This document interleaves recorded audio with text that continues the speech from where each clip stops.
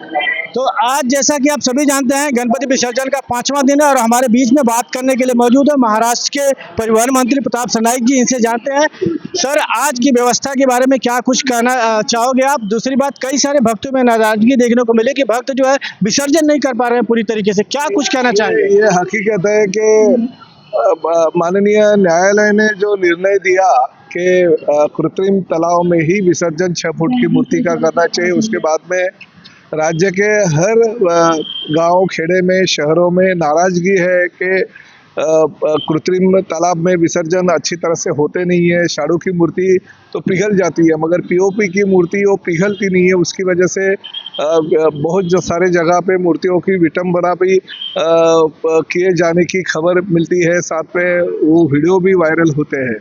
तो ठीक है, ये पहला साल है, लोग अपने भावनाओं के ऊपर काबू रखते हुए निर्णय ले रहे, प्रशासन को सहकार्य करें, सपोर्ट करें। राई मुर्दा मोरवा के ग्रामस्थ जो 1.5 दिन के गणपति के टाइम पे बहुत ही आक्रामक हो गए थे, उन्होंने न्यायालय का जो निर्णय है वो निर्णय नहीं ध्यान में रखते हुए जो तालाब है वो तालाब में विसर्जन किया, उनके ऊपर गुनाह भी दाखिल हो गया। तो गुनाह दाखिल हो गया ये बात सही है, मगर आखिर लोगों का भी ये कहना है कि हमें जो निर्णय है, न्यायालयीन प्रक्रिया जो हो गई है, उसका जो डिसीजन है उसके बारे में जन जागृति भी अच्छी तरह से नहीं हो गई। हमें पता भी नहीं चला।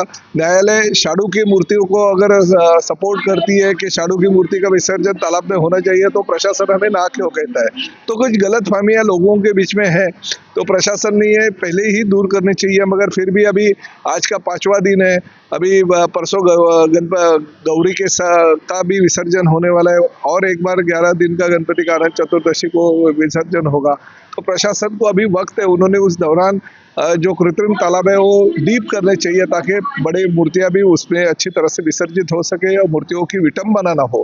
फिर एक बार मैं इस शहर का विधायक और राज्य का मंत्री होने के नाते हमारे सभी गणेश भक्तों को यही आह्वान करूंगा कि माननीय न्यायालय का अवमान हो ऐसी प्रक्रिया आप बिल्कुल मत कीजिए। न्यायालय को जो निर्णय है उसके लिए प्रशासन को सहकार्य कीजिए, पुलिस को सहकार्य कीजिए, हमारे महापालिका प्रशासन को सहकार्य कीजिए और जो गलतफहमी है उसका शिकार मत हो जाइए।